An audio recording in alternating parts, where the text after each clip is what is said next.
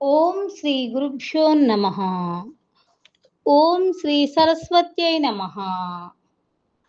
ఏవిబి సుబ్బారావు గారి ఆధ్యాత్మిక బృందం వారి సౌజన్యంతో వైశాఖ పురాణం 9వ అధ్యాయము సతి దేహ త్యాగము. అంబరీష మహారాజుతో నారదుడిట్లు పలికెను. శృతదేవుడు చెప్పిన పిశాచత్వ మోక్ష కథను విని శృతకీర్తి మహారాజిట్లు పలికెను. శృతదేవ మహాముని, ఇక్ష్వాకు వంశరాజగు హేమాంగదుడు జలదానము చేయకపోవట వలన ముమ్మారు చాతకముగను జన్మించి బల్లిగా ఆ గృహమున నుండెను కదా. పుణ్యమును కలిగించు యజ్ఞయాగాదికములు దానములను చేసిన హేమాంగదుడు కర్మానుసారము చాతకము మున్నగు జన్మలనెత్తవచ్చును. కాని సత్పురుషులను సేవింపకపోవుట వలన గ్రద్దగను పలుమార్లు కుక్కగను జన్మించుట మాత్రము తగినట్లుగా నాకు తోచుటలేదు. హేమాంగద మహారాజు సజ్జనులను పూజింపలేదు కావున వానికి పుణ్యలాభము కలగకపోవచ్చును. పరులకు పీడ కలిగించినచో బాధలు రావచ్చును. అట్టి అనర్థమును చేయలేదు కదా, అనగా పరపీడనము చేయలేదు కదా. కావున వీనికి శునకాది జన్మలెందులకు కలిగినో వివరించి నా సందేహమును తీర్చగోర్చున్నాను అని అడిగిన శృతకీర్తిని మెచ్చి శృతదేవుడిట్లు పలికెను. రాజా వినుము. ఈ విషయమున పార్వతికి శివుడు కైలాస శిఖరమున చెప్పిన విషయమును వినుము. భగవంతుడి లోకములన్నిటిని సృష్టించెను. వాని స్థితిని ఇహలోక సంబంధము పరలోక సంబంధము అని 2 విధములుగా నేర్పరచెను. ఇహలోక సంబంధములుగా జలసేవ, అన్నసేవ, ఔషధ సేవయని ఇహలోక స్థితికి 3 హేతువులు చేర్చెను. ఇవి 3ను ఇహలోక స్థితికి సర్వలోకములకును ముఖ్య హేతువులు. అట్లే పరలోక సుఖ స్థితికి సాధు సేవ, విష్ణు సేవ, ధర్మ మార్గ సేవను 3ను ముఖ్య హేతువులు. ఇవి భగవంతుడు ఏర్పరిచిన విధానములని వేదముల యందు చెప్పబడినది. ఇంటి యందుండి సంపాదించుకున్న ఆహార పదార్థము ప్రయాణమున ఆహారమునకు ఉపయోగపడినట్లుగా ఇహలోకమున మనము పరలోక స్థితికై సంపాదించుకున్న సాధు, విష్ణు, ధర్మ మార్గ సేవలు ఉపయోగపడుచున్నవి. మంచివారికి సజ్జనులకు అనిష్టమైన కార్యము మన మనస్సునకు ఇష్టమైనను దాని వలన ఏదో ఒక అనర్థము కలుగుచున్నది. సజ్జనులకు అప్రియమైన మనకు ప్రియమైన దానిని చేసినచో తుదకు మనకు అనిష్టమే జరుగును. దీనిని వివరించుటకై ఉదాహరణగా అతి ప్రాచీనమైన ఇతివృత్తమును వినుము. పార్వతి, ఈ కథ పాపములను పోగొట్టును, వినువారికి ఆశ్చర్యమును ఆనందమును కలిగించును. పూర్వము దక్ష ప్రజాపతి అపూర్వమగు యజ్ఞమును చేయదలచెను. అంతకు పూర్వమే అతని కుమార్తెయగు సతీదేవిని శివునికిచ్చి వివాహము చేసెను. అల్లుడైన శివుని యజ్ఞమునకు రమ్మని పిలుచుటకై కైలాసమునకు వచ్చెను. అట్లు వచ్చిన దక్ష ప్రజాపతిని చూచి, నేను దేవతలందరికీ గురువును, వేదములు వివరించు త్రికాల బాధితమైన వాడను. చంద్రుడు, ఇంద్రుడు మున్నగు దేవతలు నాకు కానుకలు తెచ్చువారు, అనగా సేవకప్రాయులు.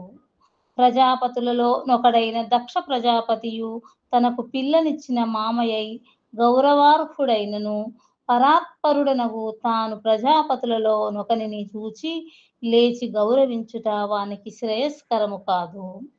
యజమాని సేవకును చూచి లేవరాదు, భర్త భార్యను చూచి లేవరాదు, గురువు శిష్యుని చూచి లేవరాదు అని పండితుల మాట కదా. దక్ష ప్రజాపతి పిల్లనిచ్చిన మామయ్యగుటచే పూజ్యుడే, కాని ఇచటి పూజ్యత్వము బంధుత్వమును బట్టి వచ్చినదగుటచే సర్వోన్నతుడు, సర్వోత్తముడు, దేవదేవుడు అగుతాను, అనగా శివుడు లేచి నిలుచుండి గౌరవించుట శిష్యుని చూచి గురువు లేచినట్లుగా భార్యను చూచి భర్త లేచినట్లుగా, సేవకును చూచి యజమాని లేచినట్లుగా ధర్మ విరుద్ధముగా నుండును. కావున తాను లేచి నిలుచుండి గౌరవించుట దక్ష ప్రజాపతికి శ్రేయస్కరము కాదు. లేచినచో యజమానులు మున్నగువారు లేచి సేవకాదుల గౌరవించుట వంటిది. ఇట్లు చేయుట వలన సేవకాదుల ఆయువు, ధనము, కీర్తి, సంతతి మున్నగునవి వెంటనే నశించునని తలచిన పరమేశ్వరుడు మామయగు దక్ష ప్రజాపతి వచ్చినను, మామగారుగా పూజ్యుడైనను దక్షుని శ్రేయస్సును కోరి లేవలేదు. కానీ పరమేశ్వరునంతటి వాని ఆలోచనా శక్తిని, ఔన్నత్యమును గమనింపజాలని దక్ష ప్రజాపతి ధర్మ సూక్ష్మమును గమనింపలేక అల్లుడు తనను గౌరవింపలేదని శివునిపై కోపము తెచ్చుకొనెను. కోపమును, ఉద్రేకమును ఆపుకొనజాలని అతడు శివుని ఎదుటనే ఇట్లనెను: ఓహో! ఎంత గర్వము! ఓహోహో! ఏమి ఈ గర్వము! దరిద్రుడు! తనను తాను తెలుసుకొనజాలని అవివేకి ఈ శివుడు. ఇతనికి తనకంటే మాన్యుడను వివేకము లేని అవివేకి ఈ శివుడు. ఇతడెంత భాగ్యవంతుడో కదా!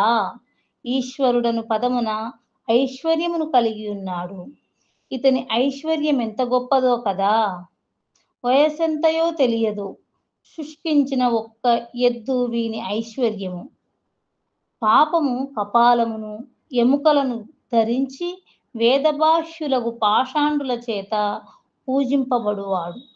ఇతడు వృధా అహంకారుల దైవము. ఇట్టివాడిచ్చు మంగళమేమియుండును? లోకములు, శాస్త్రములు, లోకములు చర్మధారణము అంగీకరింపవు. దరిద్రుడై చలికి బాధపడుచు ఇతడు అపవిత్రమగు గజచర్మమును ధరించును. నివాసము శ్మశానము, అలంకారమా సర్పము. ఇది ఇతని ఐశ్వర్యము. ఈతడీశ్వరుడు, పేరు శివుడు. శివశబ్దార్థము నక్క. ఆ నక్క తొడేలును చూచి పారిపోవును. శివాయను శబ్దమే వీని ధైర్యమును వివరించును. సర్వజ్ఞుడను పేరు కలదు. కాని మామను చూచి నమస్కరింపవలెనని జ్ఞానము లేని అజ్ఞాని. భూతములు, ప్రేతములు, పిశాచములు వీని పరివారము. ఆ పరివారమునెప్పుడును విడువడు. వీని కులమేమియో తెలియదు. మరియు ఇతడు పరమేశ్వరుడు. సజ్జనులితనిని దైవముగా అంగీకరింపరు. దురాత్ముడగు నారదుడు వచ్చి చెప్పగా విని నేనతనికి నా కుమార్తెయగు సతీదేవినిచ్చి మోసపోతిని. ధర్మ వ్యతిరిక్తమైన ప్రవర్తన గల ఇతనిని వివాహమాడిన నా కుమార్తెయగు సతీదేవి వీని ఇంటనే ఉండి ఈ సుఖములను అనుభవించుచుండుగాక. ఇట్టి ఇతడు వీనిని వివాహమాడిన నా కుమార్తె వీరిద్దరును మాకు మెచ్చదగిన వారు కారు.